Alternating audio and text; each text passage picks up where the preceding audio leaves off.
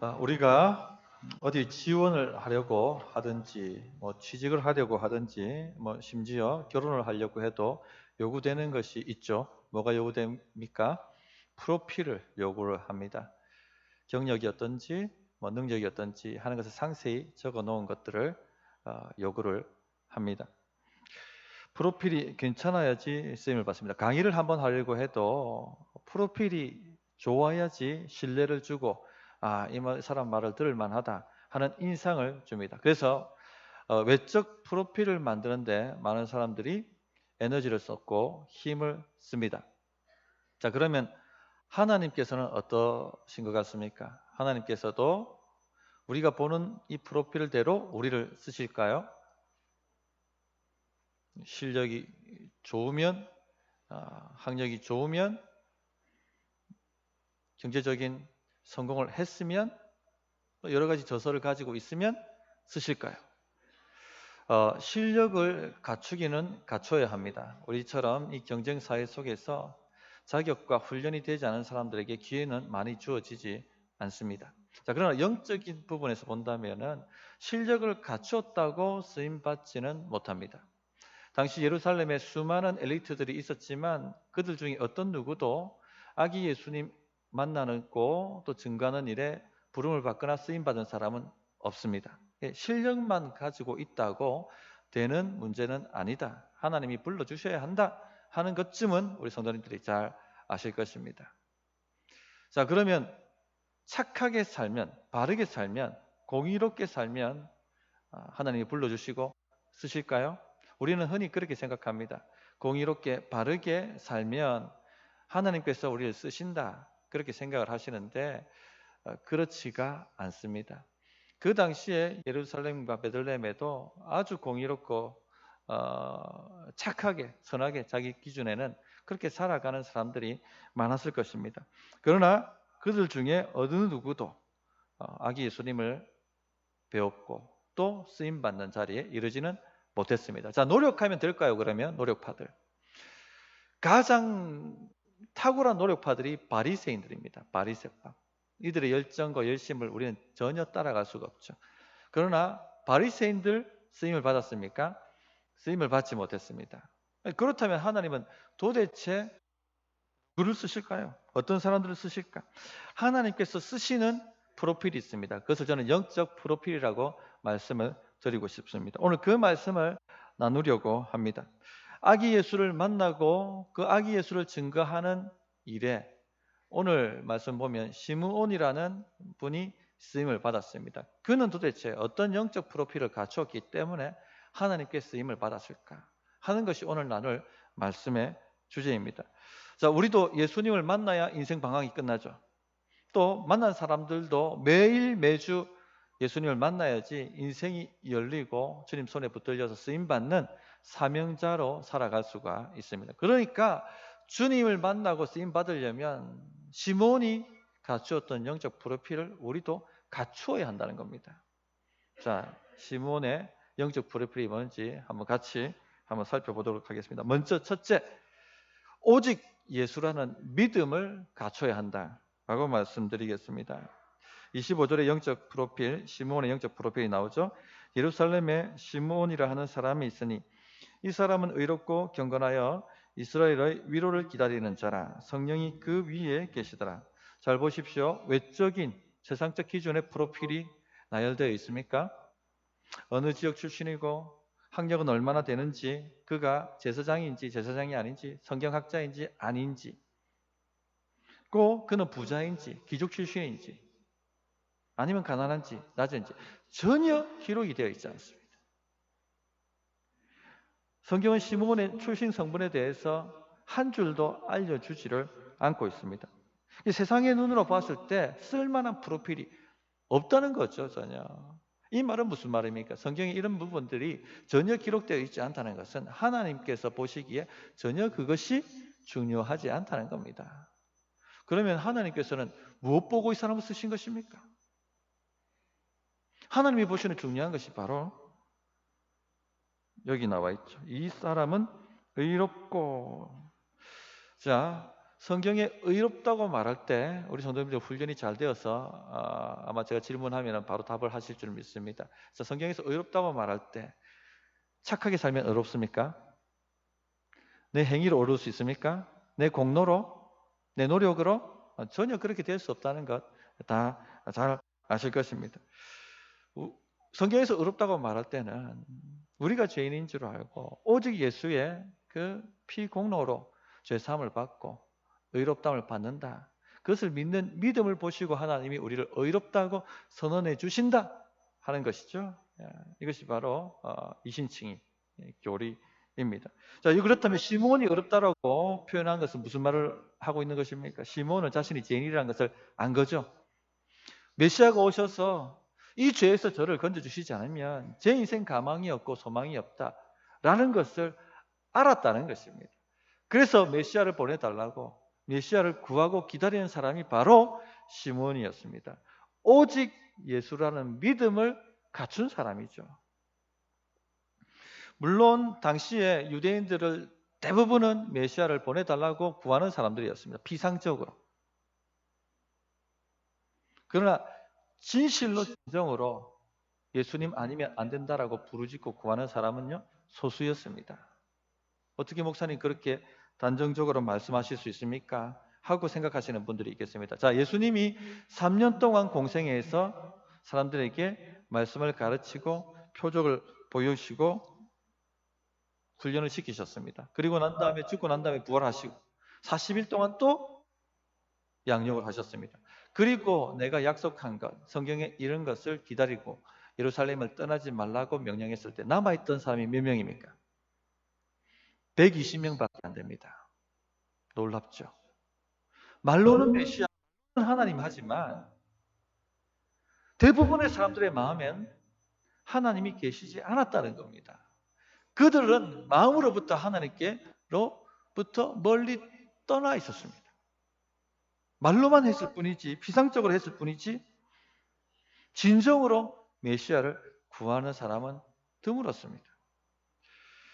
예수님을 만나시려면요, 예수님 아니면 안 된다라는 예수님, 오직 예수님이라는 믿음을 갖추고 준비되어야지 만나고 사명자의 자리로 나가실 수가 있습니다. 그렇게 주님을 구할 때 주께서 메시아의 파워로 오셔서 우리의 삶을 바로 잡아주시고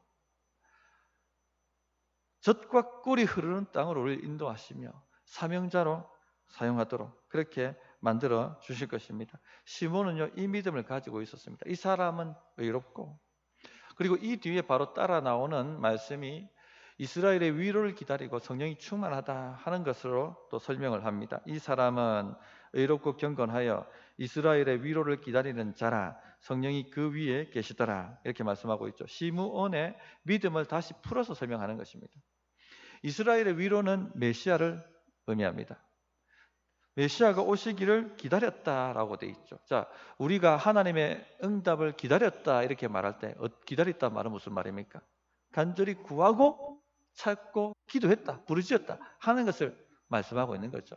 이스라엘의 위로 메시아가 오시도록 주여 메시아를 보내달라고, 제 삶의 메시아를 보내달라고, 주님 제 가정에 예수님을 보내주시도록, 이 문제 많은 제 삶에 주님 임하시도록 간절히 부르짖고 기다렸다는 것입니다.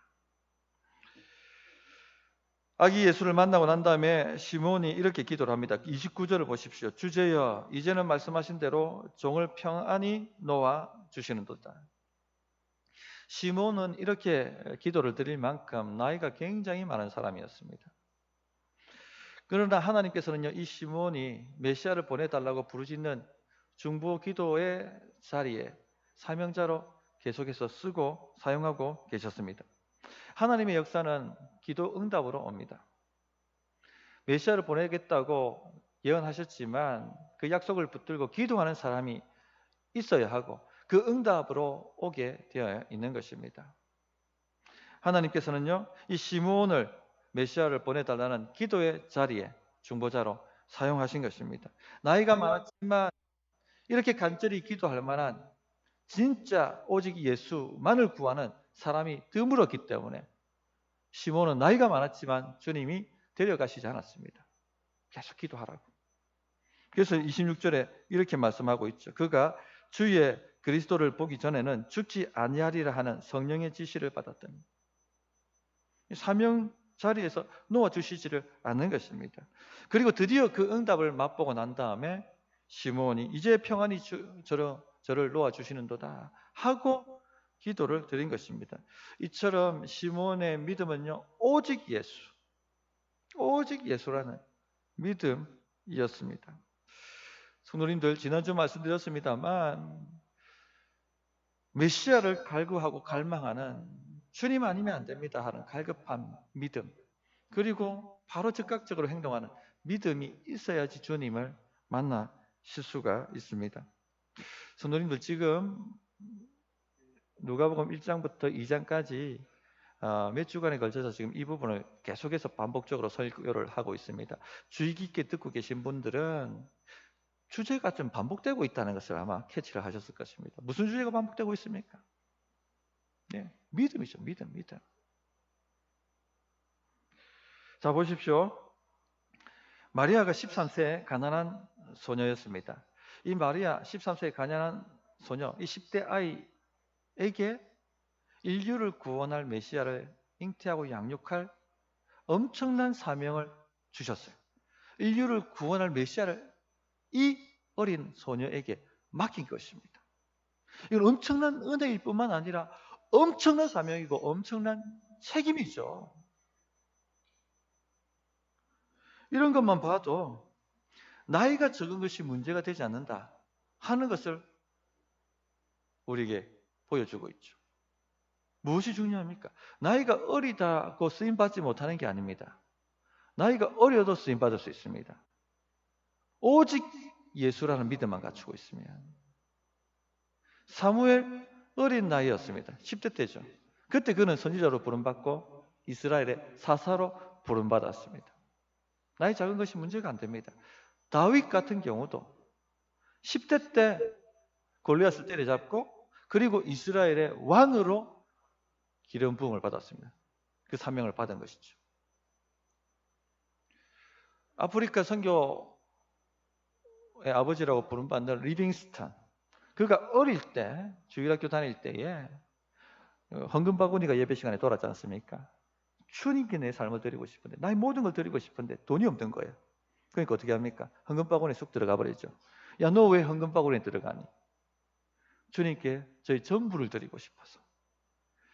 그러니까 나이가 작은 게 문제가 아니고, 작다고 믿음이 없는 게 아니고, 작다고 쓰임받지 못하는 게 아니고, 오직 예수라는 믿음만 갖추고 있으면요, 하나님이 그런 사람들을 들어서 쓰신다는 거예요.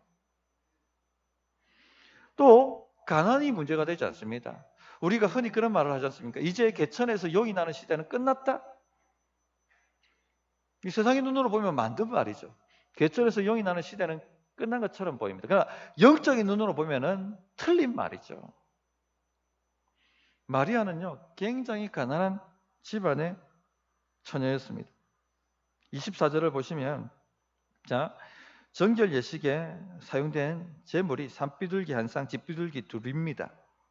산모가 아들을 낳으면 40일간 부정합니다. 그리고 난 다음에 그 기간이 차면 성전에 가서 정결 예식을 신실한 자들은 드립니다. 그때 번제를 드리는데, 드린 번제 제물이 산비둘기 한 쌍, 집비둘기 2마리. 양을 드릴 능력이 없는 가정에 하나님께서 이 정도 드리면 된다라고 감해 주신 것이 바로 산비둘기 한 쌍, 집비둘기 2마리입니다. 엄청나게 가난했다는 것이죠. 가난도 문제가 되지 않습니다. 무엇만 가지고 있으면, 오직 예수라는 믿음만 갖고 있으면. 예수님도 이 가난한 집안에 태어나신 거예요. 또 지난주 말씀드렸던 베들레헴의 목자들을 한번 생각해 보십시오. 신분이 낮은 사람들이었어요. 그 당시에 천한 직종으로 여겨지는 목축업을 하는 사람들이었습니다. 종교적으로도 부정한 사람으로 여겨졌고요. 사회적으로도 멸시와 갈시를 받는 사람이었습니다. 이 목자들은 네 것 내 것이 없는 사람들이었습니다. 네 물건 내 물건이 없기 때문에 재판정에서 목자들의 말은 신뢰받지 못하는 말로서 증거로 채택되지도 않았습니다. 즉 사회적으로, 정치적으로, 경제적으로 괄시와 멸시를 받는 사람이 바로 베들레헴 목자들이었습니다. 그러나 이것도 중요하지 않다는 겁니다. 정치적, 사회적, 경제적 지위가 있든 없든 이것도 하나님이 별로 중요하게 여기시지 않는 겁니다. 무엇이 있으면 된다고 말씀드렸죠? 오직 예수라는 믿음. 오직 예수라는 믿음만 있으면 주님이 그 사람 복 주시고 쓰신다는 거예요. 오늘 우리가 읽은 본문은 아니지만 여선지자 안나의 믿음도 똑같아요. 36절부터 38절을 보십시오. 또 아셀 지파 바누엘의 딸 안나라 하는 선지자가 있어 나이가 매우 많았더라. 그가 결혼한 후 7해 동안 남편과 함께 살다가 가부가 되고 84세가 되었더라. 이 사람이 성전을 떠나지 아니하고 주야로 금식하며 기도함으로 섬기더니 마침 이때에 나와서 하나님께 감사하고 예루살렘의 속량을 바라는 모든 사람에게 그에 대하여, 여기 그는 예수님을 말합니다, 말하니라. 자, 남편이 그 당시 없었습니다.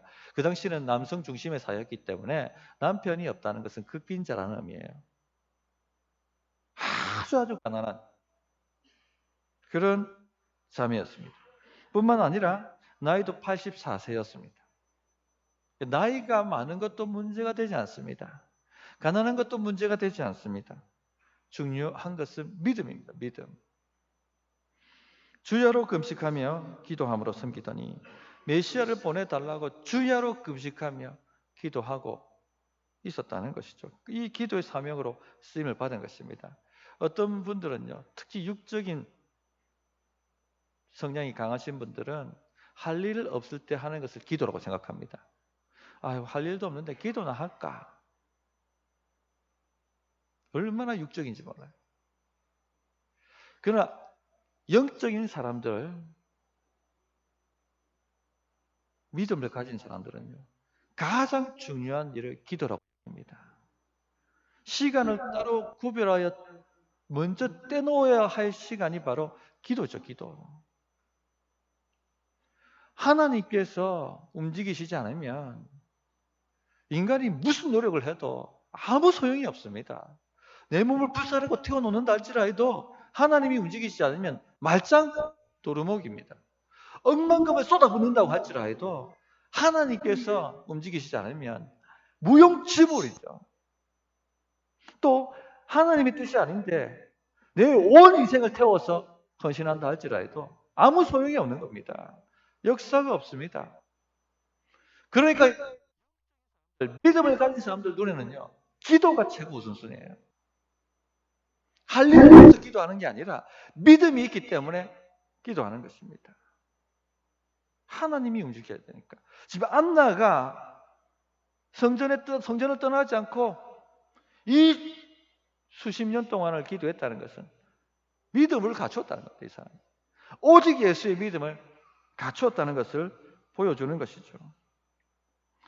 간절히 메시아를 보내달라고. 주님이 오시지 않으면 해결되지 않는다고. 간절히 구하는 믿음의 사람들이었습니다. 성도님들, 이처럼 믿음이 준비되어야지 주님을 깊이 만나고 쓰임받는 그런 사명자의 자리로 들어가게 됩니다. 우리 성도님들이 다 모두 그와 같은 믿음 갖추시는 우리 성도님들 되셨으면 좋겠습니다. 둘째 갖춰야 될 영적 프로필이 뭔가? 말씀입니다. 말씀을 아는, 그리고 말씀을 붙들고 구하는 이 영역이 준비되어야 됩니다. 말씀은요, 하나님의 수많은 약속들을 포함하고 있습니다. 이 약속을 모르는데 어떻게 붙들고 기도할 수가 있겠습니까? 주의 뜻을 모르는데 어떻게 인생이 될 수가 있겠습니까? 뿐만 아니라 믿음은 어디에서 온다고 하셨죠? 말씀을 들음으로. 말씀을 모르는데 믿음이 올 리가 없죠. 그러니까 안 되는 겁니다. 자, 근데 시몬의 영적 프로필 중에 보면 하나가 경건이죠. 경건. 25절 다시 보십시오. 예루살렘에 시몬이라는 사람이 있으니 이 사람은 의롭고 경건하여, 경건했다 되어 있습니다. 경건을 아주 손에 잡히는 딱 정의를 바로 하나 내려드리면은 말씀 사모하고 말씀대로 순종하는 사람이었다는 얘기입니다. 그것이 경건한 겁니다. 시몬은요, 말씀을 사모하고 말씀을 연구하고 말씀을 공부하고 말씀을 붙들고 기도하는 사람이었습니다. 이스라엘의 위로 이 표현만 봐도 시몬이 얼마나 성경을 알고 있었는가, 성경을 연구했는가 하는 것을 짐작할 수가 있습니다. 이 구체적으로 이사야서를 아주 막 꿰뚫고 있는 사람이었다라고 여겨집니다. 이 위로라는 단어는 메시아와 관련해서 이사야서에 자주 등장하는 단어예요.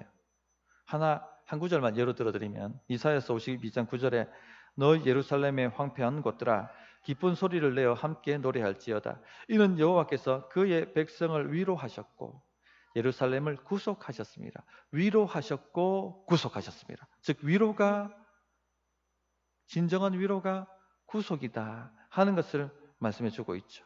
구속은 죄값을 치르고 자유케 만들었다 하는 것을 말하는 단어입니다.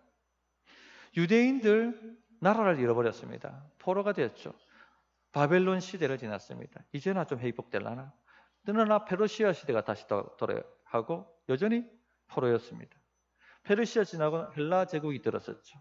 이제나 될라나? 그러나 헬라 제국 끝나고 난 다음에 다시 로마 제국입니다. 여전히 식민지였습니다.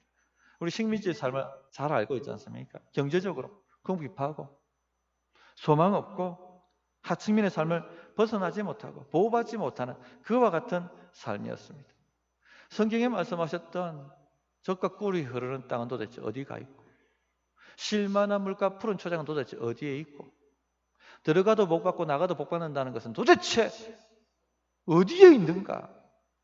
왜 우리 삶은 회복되지 않는가? 왜 여전히 이 모양, 이 꼴인가? 이해하는 사람이 없었더랬습니다. 왜 그렇습니까? 제 문제가 해결되지 않기 때문에 그렇죠. 결국 제 문제가 해결되어야지. 제가 하나님과 사람 사이를 가로막고 있기 때문에 해결되지 않는 것입니다. 진짜 진정한 위로가 무엇입니까? 구속이죠. 구속은 누가 시켜줍니까? 메시아입니다. 그러니까 이 약속을 알고 있었던 거예요. 주님, 이스라엘 위로 메시아를 보내달라고.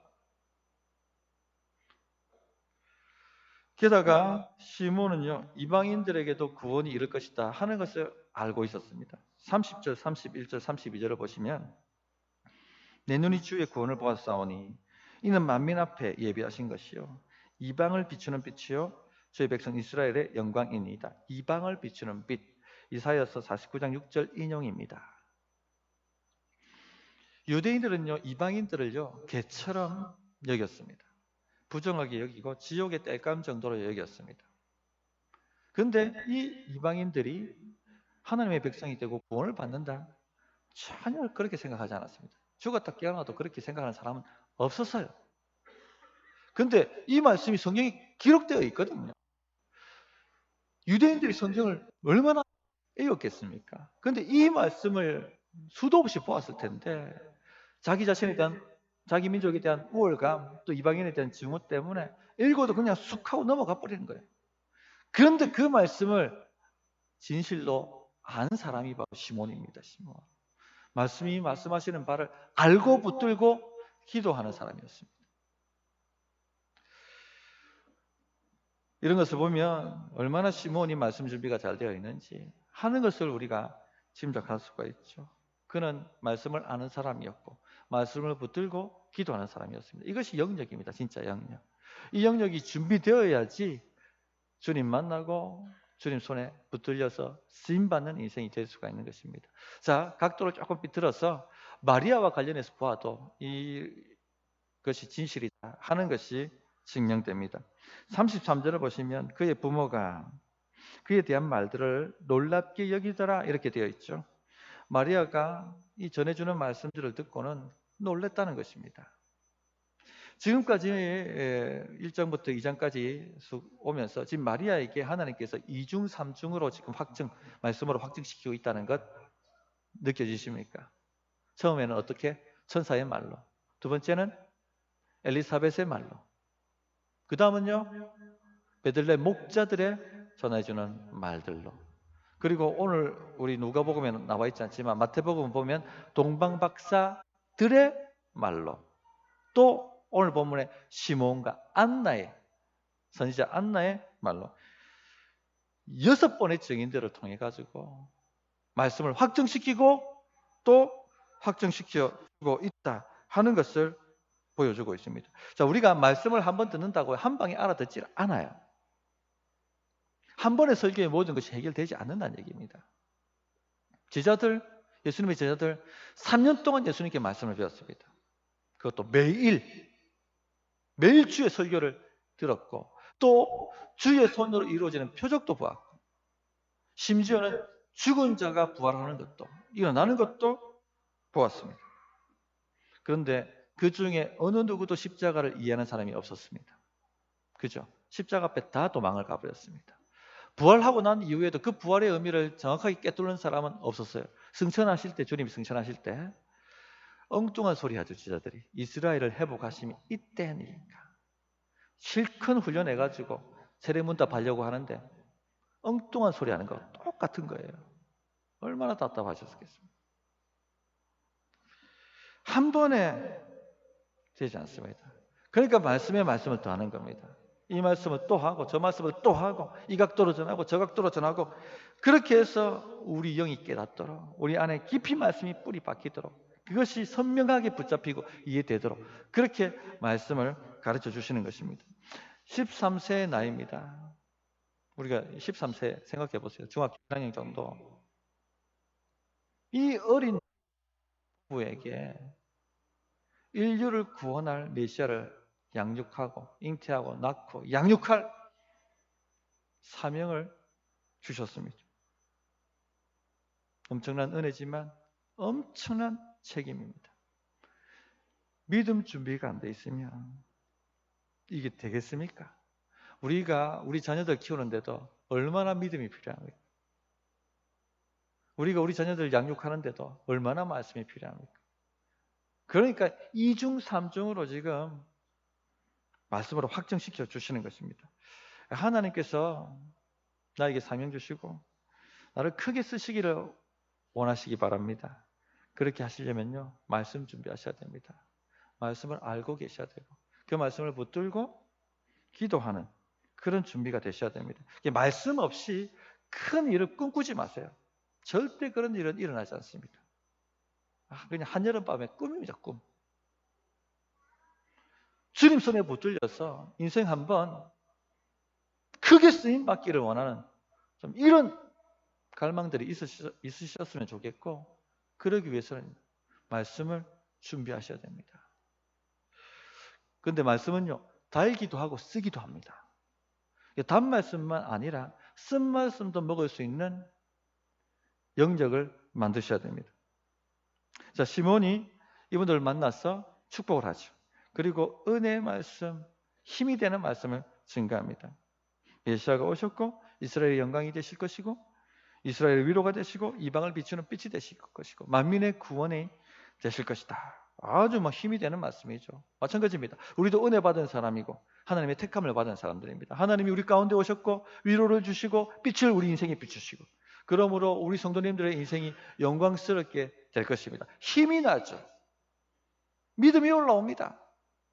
그러나 이런 말씀뿐만 아니라 쓴 말씀도 먹을 수 있는 그런 영역이 되셔야 됩니다. 많은 분들이요, 단말씀은 좋아하지만 내 마음을 팍 찌르는 쓴 말씀 뱉어버립니다. 먹으려고 하지 않습니다. 그러나 진짜 쓰임 받으시려면 쓴 말씀을 먹을 수 있는 그 정도의 공력을 만드셔야 되는 겁니다. 오늘 쓴 말씀이 나타나요. 34절부터 35절이죠. 시몬이 그들에게 축복하고 그의 어머니 마리아에게 말하여 이르되, 보라, 이는 이스라엘 중 많은 사람을 패하거나 흥하게 하며 비방을 받는 표적이 되기 위하여 세움을 받았고 또 칼이 내 마음을 찌르듯 하리니 이는 여러 사람의 마음의 생각을 드러내려 함이니라 하더라.